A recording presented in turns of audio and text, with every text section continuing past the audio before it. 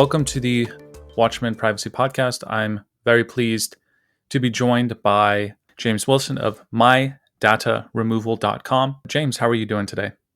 Doing great. Thanks for having me. Glad to be here.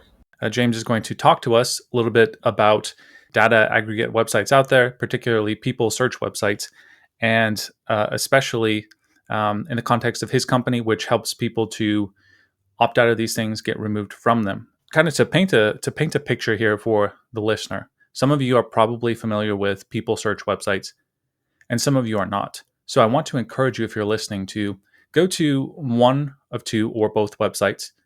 First of all, truepeoplesearch.com, or alternatively, nuber.com, Nuwber. And you can go and explore those and search for your name if you would like, and see what kind of information it has about you. Now, there are many other kinds of these websites with different information. And what happens to a lot of people when they check these websites is they're kind of freaked out, right? That's my name, that's my age, that's my address, that's my phone number. These are my relatives. It's all on the page for people to see. People search websites, if you're not familiar, are quite prevalent, and they are used in all kinds of ways. And as people seeking privacy, you have got to be aware of them and take action. So we're going to start just by kind of exploring the nature, the history, some of the background of these people search websites. Where do these websites get their data from? So they get it from legitimate and more questionable sources. So there's public records and state and county websites. So if I'm renting a place, if I look this up online, I was able to find who the actual landlord is. I'm renting through a property management company by going to my county website. And so there's some very legit public records out there. You'd have to, title your house in an LLC or land trust or something to mask some of these things, hide some of these things. So counties will have like divorce records, criminal records and stuff. There's also purchased or shared legitimate services that you use. There are also services that you use that purchase or share or sell your information. So for example, the DMV or the Department of Licensing, they often will sell your data. Utility companies, other services you use, like maybe Verizon or T-Mobile, financial services sometimes. There's a lot of these services we use that sell our data, and we don't read the fine print and the terms and conditions, but they can basically do whatever they want with our data or sell it or share it. There's other services, random apps on your phone. Like a great example is a caller ID app that requires access to your contacts, and you share all your contact information with them, and they will provide the caller ID service, which is horrible because I can't control what apps my friend has on his phone if he has my number. They scrape it from other sites. So there's other people search sites, social media. Sometimes we have things that are public, and online resume platforms is a great resource for this. Then there's also leaked and breached data. So like the 2012 LinkedIn breach is a famous one that was on a lot of these sites.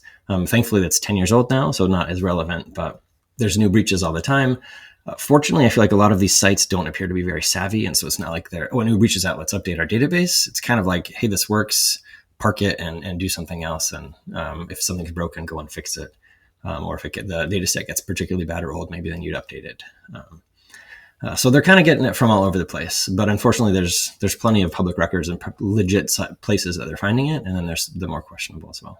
Some of you who have bought a house may have experienced an influx of letters, for example, when you first buy a house, because addressed to you and your name, a lot of spam messages, because when you buy a house, you are agreeing to a contract that is public. It becomes publicly known in your county that you're an owner of this house, and people can and do view those and send targeted spam to your address in your name. And so what we don't realize is that there are so many things that we do to give up public information that a lot of these websites have just recently, in recent years, started to scrape because it is useful data, of course. Maybe explain for our lay audience here, what do we mean by a scrape? How does that work? And what is acquired?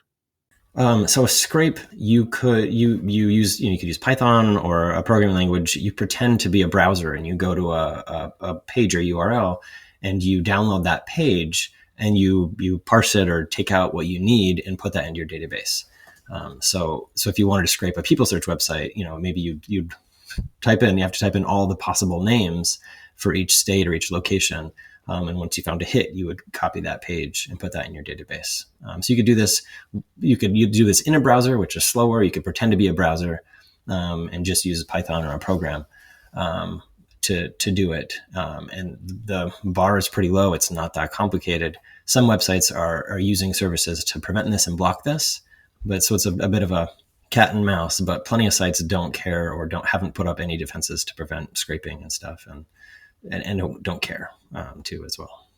Fair enough. So some people might, let's say they put some information on LinkedIn. They say, well, even if somebody wanted to get this, they'd have to go through every page and they're not going to find me. Well, it's, as James was saying, people are sophisticated. They can write a program. They can have a program that just kind of goes onto a website and goes through each page and takes all the data and just accumulates it and lets other people do what they want with it.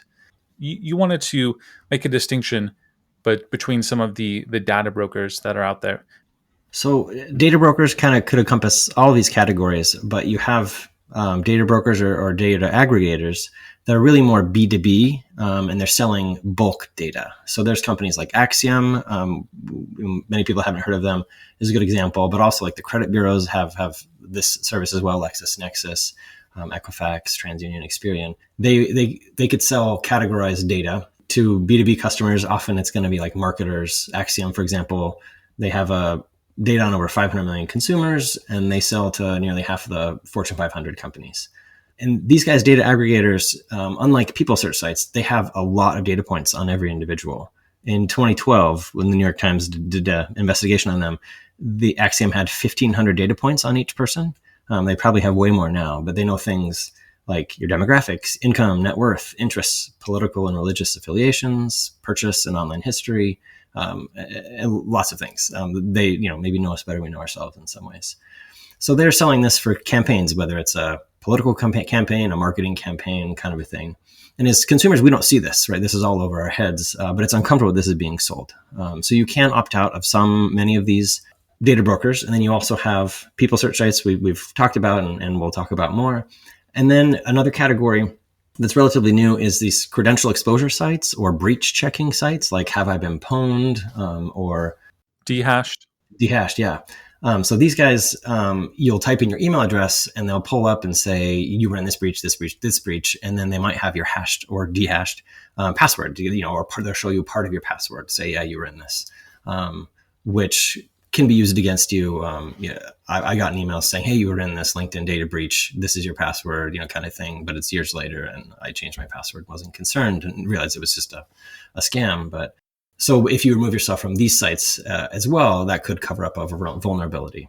So these are kind of the big three. And sometimes the lines are fuzzy and there's less reputable B2B data brokers. Web people will search websites that maybe look a little more legit, but maybe they just have better web design. Yeah, I mean, they're probably also buying, and there's companies that are probably aggregating like rewards card stuff from supermarkets. And so they're trying to get, with all these data points, they're trying to get everything on you. They want your search history. They're probably buying stuff from ISPs, internet service providers, from financial institutions, from anyone who has valuable data on you so they can have a more complete profile. And so some people might be saying, well, how is it legal to collect all this information? How would you respond to that? I agree. I'm outraged that it's legal. It's legal because it hasn't been made illegal. Is the problem with technology and the internet? There's all these new issues and new problems that not everyone has thought through, or lawmakers haven't really addressed. And it's kind of the Wild West. This is unregulated. Some California has stricter privacy laws in the U.S. than other states. And not being from California, I'm jealous. I will opt out of a few more services or a few more of these data brokers. And we see like GDPR and some things in other places that are more privacy focused, but especially in the US, this is the Wild West, and plenty of other countries. There's just no laws around it. It was never an issue before. And I suppose we should also note that a lot of this stuff is simply public information. So, for example, we might say, well, here's my LinkedIn data. How can this website have this here? Well, I mean, you did have that LinkedIn profile as public, and somebody simply went and copied it and essentially pasted it at the end of the day. So a lot of this stuff is simply public, and the people search website would just say, well, it's available on LinkedIn. I just have it on my website. So there's also that to consider. Now, James, in your time helping people to get out of these databases, off of these websites, can you give me an example or two of some of the kind of maybe more disturbingly personal information that you've come across on a website? Some of these have criminal records and, like bankruptcies, and people that are like, people do not want this stuff out, charged for some petty crime or whatever, but looks really bad and want their data off these websites.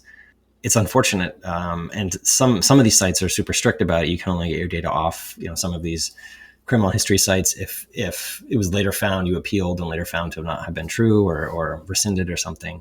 And so it's unfortunate. So not all of us have a pristine background, but we also don't want to be haunted by it, and want to be able to change and kind of turn a new page in our lives. And In terms of, because I was thinking like, photos of surgery or something, that would fall under the category of breach data.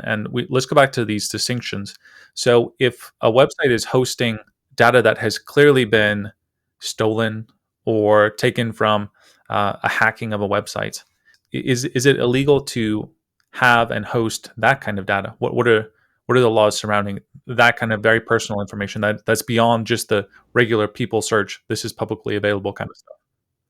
so not being a lawyer and totally expert in the law and stuff, so having the stuff, like, for example, if somebody had like personal, like credit card numbers or social security or something like that, if it's in a breach, it essentially kind of de facto becomes public information. If it's shared and thrown all over the dark web kind of a thing, and there's nothing you can do about that. But if this is on a normal website, you can then say, hey, take this off. This needs to be removed. So you can have, you can at least get it taken off Google easily by saying, hey, this is very sensitive stuff, more than just a name and an address kind of a thing. And then getting off that site, you can appeal to the website. You can then, if they don't do anything, you can go to their hosting domain and push back and get that removed eventually. It's a big hassle and unenjoyable process for everyone, but doable. But at the same time, like, because it's ubiquitous on the dark web or accessible, it is essentially public information, unfortunately. So I'm talking to James Wilson, the creator of MyDataRemoval.com. He's obviously very knowledgeable on people search websites as well as how to get off of them. We'll get to the solution part and his company in a moment here. I just am very curious. I suspect a lot of other people are, about knowing some of the background here. Let's talk about some of just the dangers of having your information online. I think a lot of people will just say, okay, my information's online just like everybody else. Why should I care?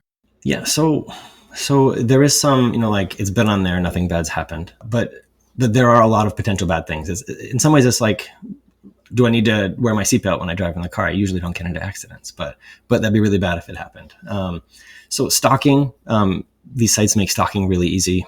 Identity theft, if you were to think about it, let's look up all the doctors that work at the hospital where I live, and then let's find them, their families, their homes. I could then look up their home on Zillow and stuff, and you could really get some good dossiers on people if you wanted to then steal a identity. Scams and spam, unfortunately, are really easy with the internet now. It costs almost nothing to send out thousands or tens or hundreds of thousands of emails. And doxing is a real problem that these sites make easier. If you say that wrong thing that makes that 13-year-old mad, and he and his friends on a Discord server decide they're going to dox you, there's not a lot you can do unless you've already taken yourself off these sites. An example, there's an actress and gamer, Felicia Day, who she made a comment about a controversial gaming topic, and which I know nothing about, and was doxxed hardcore. She said, I've had stalkers, restraining orders issued in the past, had people show up on my doorstep. My personal information was already hard to get.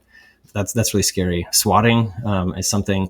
So that's like prank emergency calling people. So an example was a 12-year-old made a prank call to 911, pretending to be a female hidden in Austin Kutcher's house, and armed police came, held workers at gunpoint until it was determined it was all a prank.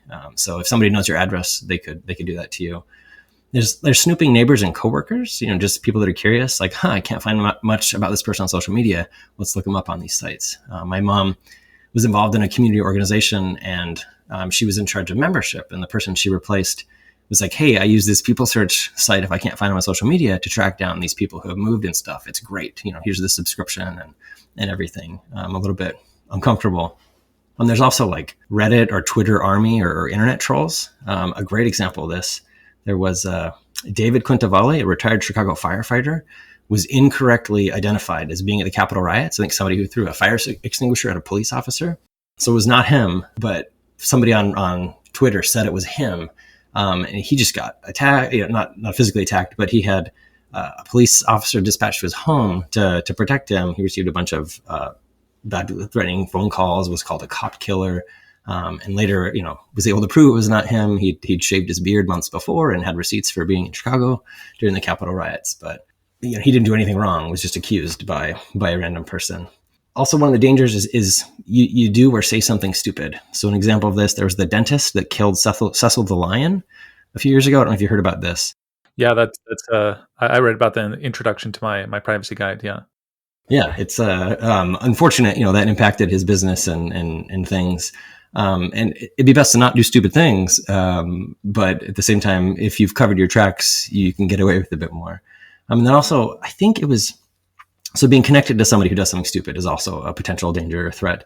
I think it was JJ Luna's book, where he talked about somebody had a former roommate from years ago who was the perpetrator of a mass shooting. And hadn't talked to this person in years, or whatever, but because they were connected, they had media show up at like 3 or 4 in the morning to their house because they were able to look them up on a people search site and stuff. And we live in an increasingly outraged society. So any kind of information that's out there, you might say, well, why does this matter? Well, when it does matter, it can be pretty serious. That's one reason. I interviewed Jameson Lopp in a past episode, and he got swatted, and he talks about it on that episode. He had to do a full reboot, and it was obviously very psychologically scarring for that to happen to him. Now, besides outraged people, psychos, things of this sort, what are some other ways that this data can come back to bite us? For example, it's a lot of personal information that's out there. Yeah, I imagine there's a lot of interested, maybe institutions or companies that would be interested in this. I don't know how to track them or whatever, but some of the obvious areas like OSINT investigations, private investigators or skip tracers, marketers for sure would want this, and background checks for hiring employees, whether it's above board or not. Yeah. Let's go back to just kind of the regular people search websites. How many of these are out there that we know about? We're tracking 325 data brokers and people search websites. So we have a do-it-yourself guide on our website where we list all these sites and then have a removal guide, like step-by-step how to do it. And unfortunately, for some of them, it's like, you can't, good luck. But for the most part, that's how we were tracking. We want to hear about more. If people know of more that are on our list, please share them. But we'd like to be kind of the go-to if you're wondering who these people are or where your data could be. But that's a lot. There's probably plenty more. And some of them, they're always popping up and disappearing, going out of business or being shut down or whatever. What do we think are the motivations of some of these companies? And what do we know about them? We don't know very much. Motivations, I think it's just money. Sadly, it's not that hard to throw one of these together. It's crossed my mind as spending time on these of like, they're not all done very well. Getting this data wouldn't be that hard. So they have a low bar. We don't know a ton. There's some Chinese and Russian and Belarusian websites, but there's plenty that are based in the US. Their business model is charging people to get access to your data, data that you never gave them. I would imagine most of them feel a little bit dirty or sketchy doing this, but you gotta, I don't know what their situation is, gotta feed your family somehow.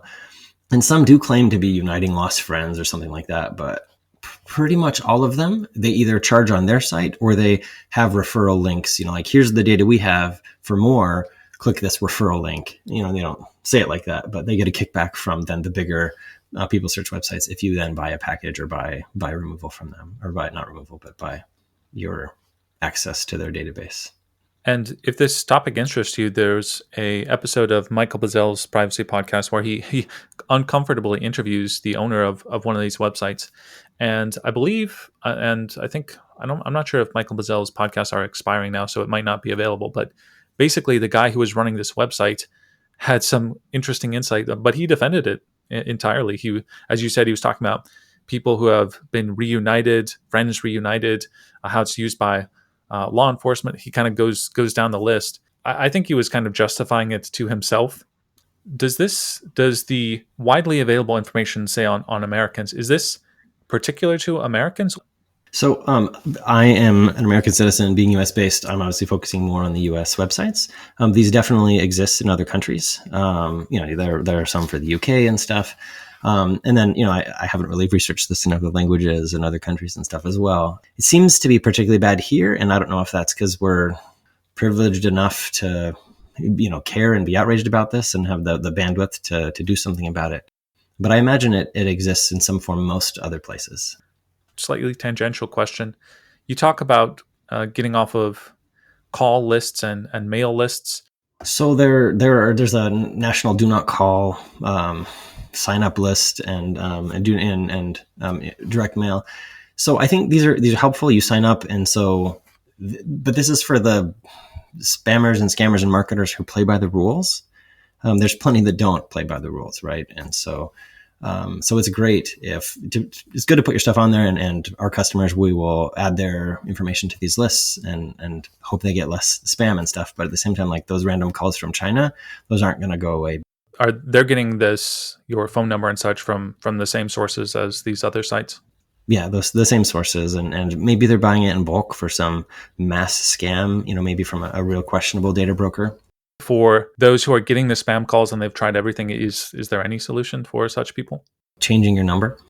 Is there anything else you would like to mention about these data collectors? Is there anything I didn't ask that you think people would be interested in? So a lot of these websites, when you search on them, they have the bar going across the screen, and it can take anywhere from like 20 seconds to like 5 minutes, being like, oh, we're looking in this database now, these things. That is all garbage and fake. It doesn't take 10 minutes to load a page? No. And so that's all just to like hook you. So at the end, when you finally get to the page, you're like, okay, fine, I'll pay $1 now. I've invested all this time. And so that's all bogus. One of the problems with these swipe websites, it's a bit like whack-a-mole. You can remove yourself, but if they find you from some other source, they'll add you back. Some of the websites play dirty. Like one of them, it had a picture capture, type in the letters, and they said, you got it wrong. And it's like, no, I didn't. And so they wouldn't remove your data because you couldn't get the capture right. And then there's a couple websites where they have a special page where they shame people and show your information if you've used like a mask email to try and opt out on their website. I don't understand the purpose of that, but I think a lot of people listening to this episode, they'll probably look into people search websites themselves, and they'll be disturbed by what they find and the extent of all of this. And just looking online, I haven't found a lot of people who talk about people search websites, whether that's on YouTube or just people writing articles about it. I haven't found a lot about it, which is why I'm glad to talk to somebody who knows something about it. It's a huge issue. I'm shocked that there's not more people investigating it, just kind of explaining it. Let's move into some solutions here, James. Of course, people, it's in their power to go to each of these websites. There's usually oftentimes an opt-out form. You on your website have a list of how to most quickly get to that opt-out form. You do encourage people. You say you can do this yourself. It's a lot of work. It's a lot of documenting, note taking. Your service kind of automates this for people. What are some basic ways, though, thinking about like people are listening, they realize, wow, I've exposed a lot of my data. How can people stop leaking future data so that they have less information that ends up on these websites? So really, you need to change your habits. Like if you don't change your habits, if you're doing the same things that everyone else does and have, the same ways, your information will continue to pop up, even if you remove yourself from these sites. So this is things like using alias information whenever possible. Like Netflix, Spotify, and tons of other services don't actually need to know your real name or your real address. And so when the next breach happens, you'll be like, "Phew, I don't care. That was my alias name." And to do this well, you have to be fairly extreme, right? So you'd use a PO box or professional mailbox or CMRA or something, so nothing's sent to your house in your real name. And you would title your house in a way that didn't show your real name and stuff. Some of these things are pretty complicated, but at the same time, every little bit you do will help. If you follow my guide, the Watchman Guide to Privacy, you're going to be opting out of a whole lot of these things, right? Not using your real name, using burner email information.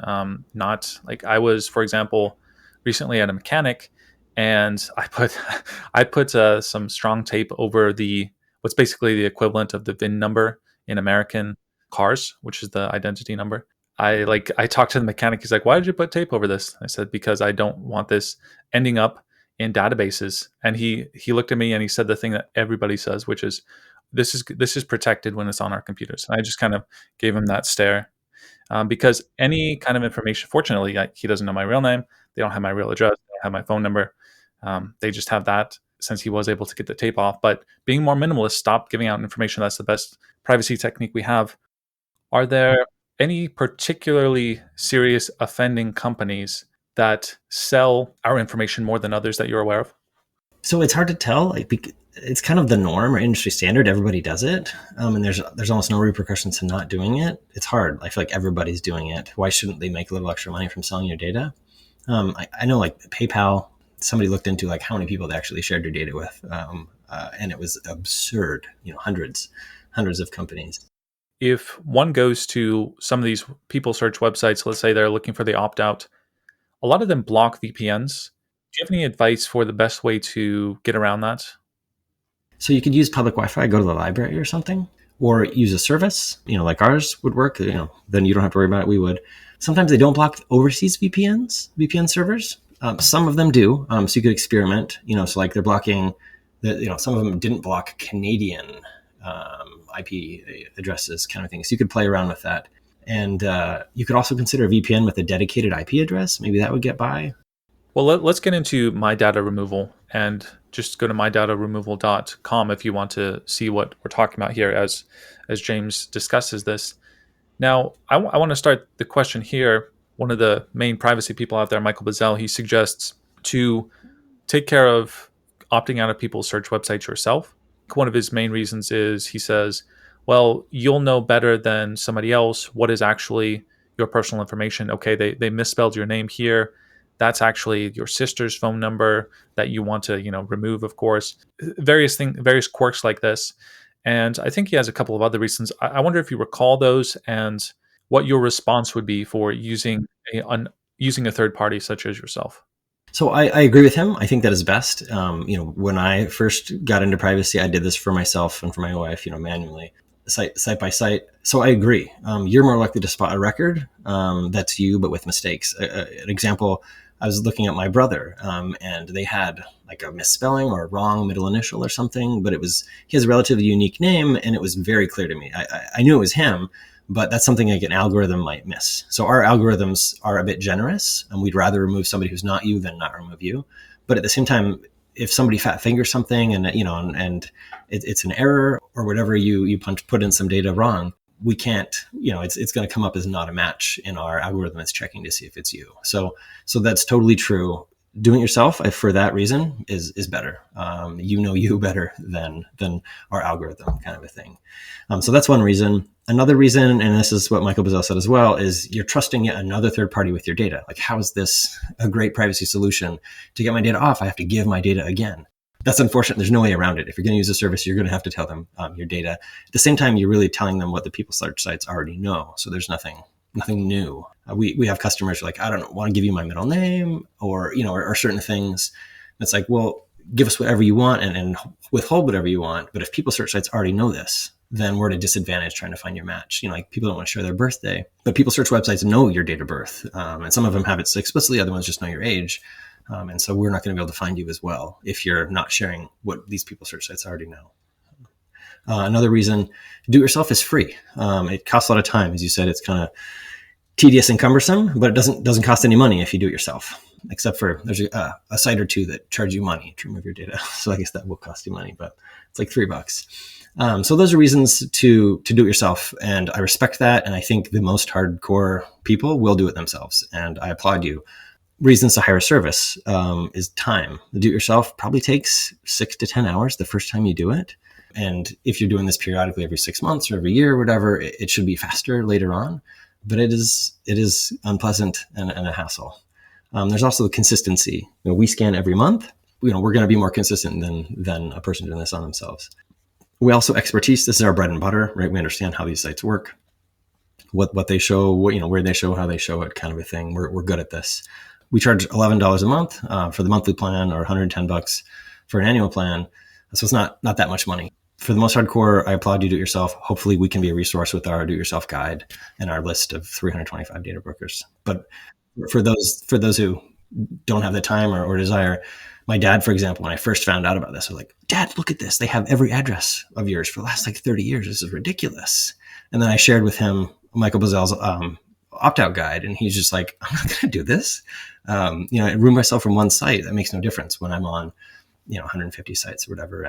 And I realized like that's when I was like, he would need a service, and that kind of got me thinking about starting this company. Was I saw the need, and he clearly saw this was a problem, but he was not willing to put in the hours of work it took to get himself off all of these. Yeah, and you said 6 to 10 hours to go through a workbook. It might be even more than that, right? You factor in, as you said, you might have to go to public Wi-Fi. Got to get your correct email address in place, so that maybe it's not a burner one, but it seems more legitimate. You got to check your emails. You might have to confirm things. The opt-out's not working one day, so you have to make a note to come back to that. And so there's a huge hassle. And I think even I know dedicated privacy people who I've said, are you out of the people search websites? And no, because they know how to do it. They know that there's these guides out there, but they're just not going to take the time to do it. So that's where a service like yours can certainly get, if not all of it, a lot of it out there. So tell us a little bit about what is your service doing? What's the scope of it, and some of the details about the cost and such. So you sign up, you tell us what information you want to look for, you want us to look for, and then we basically do it on a month. So every month we then search for you, and if we find anything, we submit. We go through the removal process. We automate this as much as we can, which makes it faster and scalable, and makes it so we can do this for a lot of people. And then we send you a report or a summary the beginning of each month saying, hey, this is what we found and didn't find the previous month. So we scanned this many sites. There were this many sites with no record. And then there were this many sites where we found something and removed it from this number of sites. And so, and if you log into your account, you can go through and you could see what data specifically from what site. And I think even the day that we found it. And we do this once a month because some of them, you go through the removal process and they say, okay, we'll remove it, but they do it in 2 days and a week, depending on the site and their service. So the monthly check makes sense. And we have a year subscription or a monthly subscription. We'll do it as long as you keep paying us and want us to remove you. Unfortunately, I feel like the analogy of a lawn kind of makes sense. The grass on your lawn is going to grow. And you have a couple options. You can mow it yourself. You can pay somebody to mow it. You can let it grow and just go rampant and grow wild. Or you can xeriscape, or move to a place with no lawn, really. And that's kind of the changing your habits and making it so that your data doesn't pop up anymore. But if you don't change your habits, either you do nothing and it's just out there, or you take care of it, or you pay somebody to take care of it. We strive to be the go-to for people who are really serious about their privacy, like the privacy advocates, people who realize they don't have the bandwidth to do this. We want to be someone they can trust and go forward with this. And we're a small, tight-knit team, not that big, not a big company, and only a small subset have access to customer data. And we really try and do everything we can to check all the boxes of doing things the right way, so we can be trusted and respect your data and your privacy. And talk about the pricing, your plans, and how that works. So we really just have, you can do a free scan on our website, and this is just us scraping really quickly in 30 seconds, like 10 different sites to see if we can find you on those. These are not necessarily the best sites. They're the ones that let us scrape them. They won't block scrapers. So for a free scan, you can sign up. You can, and I don't care, use any burner or whatever email address you want. And you can see what we can find with the free scan. And so that's available, takes a minute or two for it to do. Then we have our paid normal plans, which is $11 a month or $110 for a year. And then we have a 5% discount if you do 2 people, 10% if 3, and 50% if you do 4. So pretty similar. It's the same thing. It's going to be my family, or me and my spouse or partner or whatever. And then we do work with businesses or other groups, and we can do custom pricing for bigger groups. Skipping to a question that I think a lot of people probably ask you. Okay, let's say that we sign up for just a single month. We just want to get as much as we can. If we just do an initial month of you removing from the websites, how much good is that going to do for us? That is way better than nothing. And obviously, we would make more money if you stayed with us, but that's totally okay. That's why we have a monthly plan, is so that if people just want to do 1 month, that's great. And it'll get you off a lot of the sites. Michael Bazell in his guide says, hey, if you're not going to do all the sites, do the top 20, these top few.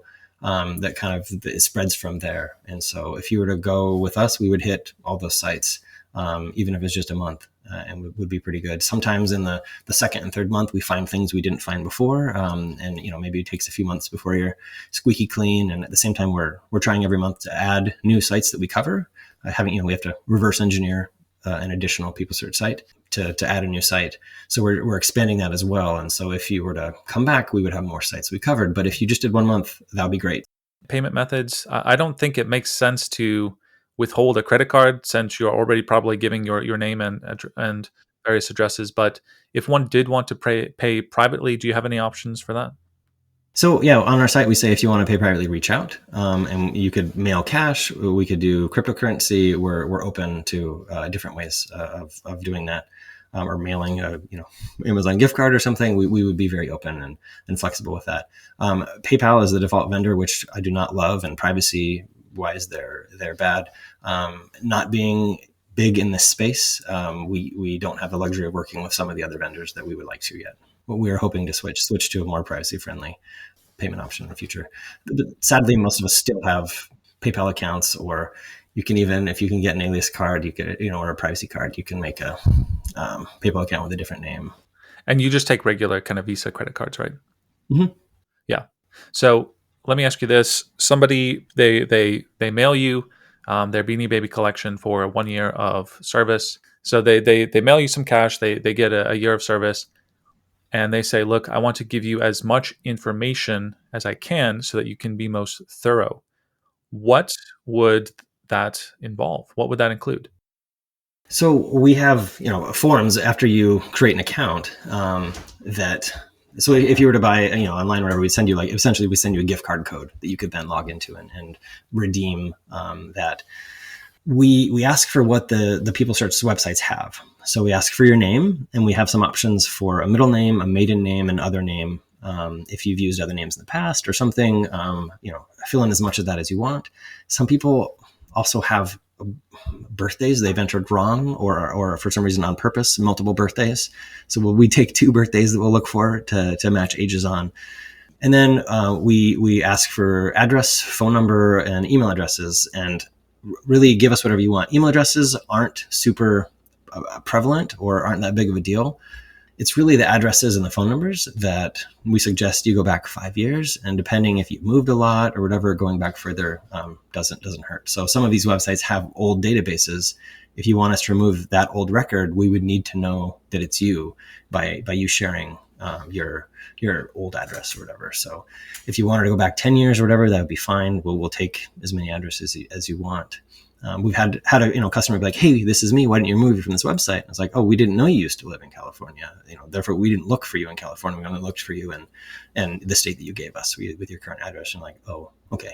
And then they added other addresses to their profile. So the more the better. At the same time, I preach just like you want to give out the least amount of information as possible. It's a bit of a balance, but I'm happy to go into how we protect and encrypt your data so it's not a vulnerability. Yeah, that'll be my next question. The question before that, what people search sites do you sell your customer data to? We don't sell our data to anybody. We share it with lots of people search websites as we're trying to opt you out and look for you. I say sharing by filling out the opt-out form or filling out the search form kind of a thing. But well, that was a joke, but I guess it prompts a serious question. When one opts out of a people search website, does that is that suspicious to a people search website? They're like, as you said, if people are using burner email addresses, sometimes they flag you, they punish you by putting you on this naughty list. Have you ever heard of any consequences of opting out of a people search website? Like they go out of their way to publicize you even more. Anything like that? Yeah. So a couple of them, they just list all the people that, and violated their terms by either having a third party opt them out or by using a burner address or something. But I think that's only a couple websites. And honestly, to me, that seems pretty childish and ridiculous. Like if people don't want to be on there, let them get off however they want. And I thought you were asking a question, which maybe I'll bring up and address. There's also the question of what are they doing when you actually opt out? Are they just marking a box in their database saying, don't show this? Are they deleting it? It's also not super clear what they're obligated to do. And at the same time, if you were one of these companies, it would be really easy to like, all right, let's open a new people search website and we'll use our database. But because it's a new it's a new company, we'll use this old database, but we'll undo all of the opt-outs. Like that is a very feasible scenario that certainly could be happening constantly. Is let's copy this database over here and we'll make people opt out again, or have it be bigger by undoing the opt-outs because they opted out of that website, not this new service. It'll make you cynical pretty quickly, but as I always say, look, you've this it's do something, right? You're never in a state of hopelessness, and something is certainly better than nothing. A little bit is better than nothing. And so whether you're going to do it yourself or pay for a service like MyDataRemoval, it's certainly better than nothing. So let me ask that question. How do you protect the customer data? So I give you my name, my address, my pet's name, my email, phone number. How is that protected? So we really try to do everything we should with customer data, and I guess taking a step back, like how can you trust us and stuff. Privacy and security, we're at this from the beginning, and are, as the CEO and founder, this is who we are, and we really want to be the go-to. I don't know that it'd be reasonable to expect Michael Bazell to promote any service like this. But at the same time, like if he were, we would want to check all the boxes that he would ask, is what we strive to do. And the same for you, Gabriel, and your listeners. We would love to be the go-to for people who aren't going to do it themselves. We do everything right. So the data is encrypted. We encrypt everything possible. So your username, which is your email address, is not encrypted, but everything else is encrypted. And then the data we find that we tell you, hey, we found this and removed it, that is encrypted as well. So it's encrypted in our database at rest. And the only time it is in transit to our servers that do the opting out, the only time it is unencrypted is if you call customer service and you were to ask some questions about your data and we need to look you up. It's unencrypted, obviously, when we're using it to scan for your data and remove you. Other than that, it is always encrypted. We're using, bank grade, checking all the boxes, doing everything we need to with your data. And then we have a very small team that has access to your data. These are all U.S. citizens in the U.S. with privacy and security background and experience. We really want to check all the boxes and be doing this right.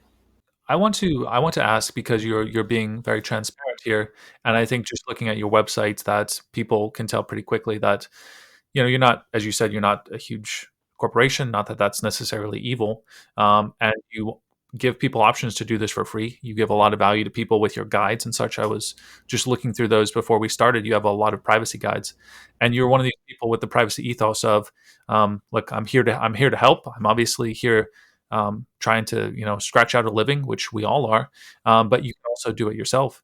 And so I think that's respectable. And to kind of further that, so that people can know the person behind the site, as it were. I wonder if you could just give a little bit about your background. I think it's quite relevant to the topic at hand. So it's a bit eclectic, probably, as most people. So I try to position myself now as being a personal cybersecurity expert with a focus on privacy and security. My background, I studied computer science in school. I worked with in the U.S. government in security for a few years. And then I worked in big tech. I've dabbled in web development, which helps to reverse engineer these websites and understand kind of what's going on between the lines on a website. I did a stint in risk management and insurance. And I've spent some time as an expat overseas, which from the privacy angle is interesting, being in some, where there's countries where there's mass surveillance versus the Wild West. And kind of, as I mentioned, I started the service after doing it for myself and seeing the problem, my dad, hey, you're really exposed, and trying to get him to do it for himself, and realized that was not realistic that he would do it. And so I was like, all right, let's see if I can, find something that would serve my dad and people like him. Since you do have a background in cybersecurity, I wonder if you just had any kind of general advice. A lot of the same things that we all know we should be doing, and you talk about in your book and your podcast, and Michael Bazell as well. We on our website do have a free cybersecurity workbook that kind of covers the basics, but it's the basics, the privacy, security basics, password manager, multi-factor authentication. We talk about alias creation, freezing your credit, and a bunch of other things. that would be the advice. The last thing is like take advantage when you move or make a big change. That is a great opportunity to reset and do things right. And for me, it's been a lot of fun in my last move of using alias information. And in the new place I lived, I called somebody I met at church and they didn't answer. And I texted them. They said, "Oh, I'm sorry, my caller ID said it was this name. It was the alias name that I had that I signed up in." And I was like, yes, that was an awesome victory. But it made me think like, who is it that shared that? Is it my ISP? Is it my, waste management? Is it the electric company, utility company? Like who shared that? Not that many people have that yet. So like Signal, I love. Proton and Tutanota are great. Privacy.com I mentioned, and Cache isn't a service, but I like Cache as well. So I'm not using cubes. I tried Pop! OS and have enjoyed that as well, but I think Linux in general and the different builds is awesome. And then over the years, I feel like I've used all of the mass email providers like 33mail and AnonID and Simple Login are great. Standard Notes and Veracrypt. I just love that there's so many options and so many good things. So it's kind of, I feel like, a shout out to a lot of different companies. And I didn't even mention password managers. There's a bunch of good ones there. But James Wilson of MyDataRemoval.com. We'll have all the links in the description. If you want to learn more about him, that's how you go about it. Any final thoughts? Anything we didn't cover? Anything you want to say in closing? No, I think we covered it all. Thank you so much for having me and letting me share. And even if nobody signs up, I hope this is helpful. I hope my do-it-yourself guide can be a good resource, and we can take control of our privacy and our data and make the internet not scary or vulnerable of a place for everybody.